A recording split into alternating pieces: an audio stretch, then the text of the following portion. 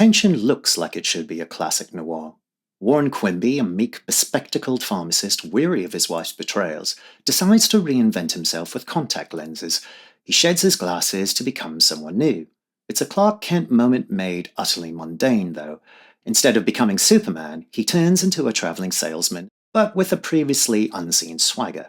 Audrey Totter, known for her femme fatale roles, plays Claire, the wife who pushes him to the edge. Richard Basehart makes Warren convincing as a man who thinks a new image will redirect his fate, and in an early pre-musical role, Cyd Charisse brings vitality to a small part. But the first thing it gives us is not Warren or Claire, it's Lieutenant Bonnabel, played by Barry Sullivan. He boasts of his interrogation methods, which are romance him or ignore him, kiss him, press him.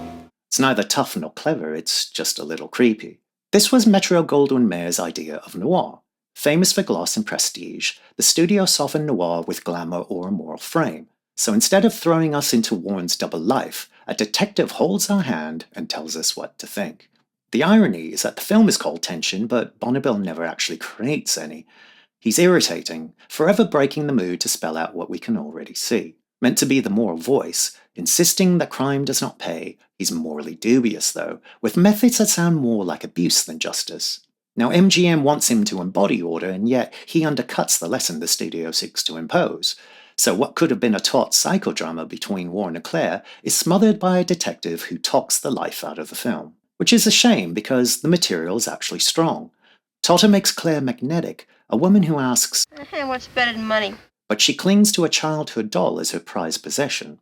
Basehart gives Warren just enough desperation to make his double life believable. And Charisse hints at a more satisfying life that's just slightly out of reach. These are all moments when the film feels ready to take off, but Bonnabel keeps circling back, reminding us that the police are in charge. Now at Universal or RKO, detectives and criminals occupy the same shadows.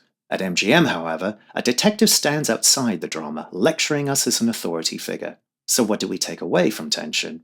Well, it seems that MGM could assemble the right cast and still miss the point. Noir doesn't need a guiding voice to tell us what human weakness looks like. And a film with all the right ingredients can still sink when the studio frames it the wrong way. Tension remains a fascinating failure, though. It proves noir works best when the story twists on its own, without a dubious detective cutting in to explain it.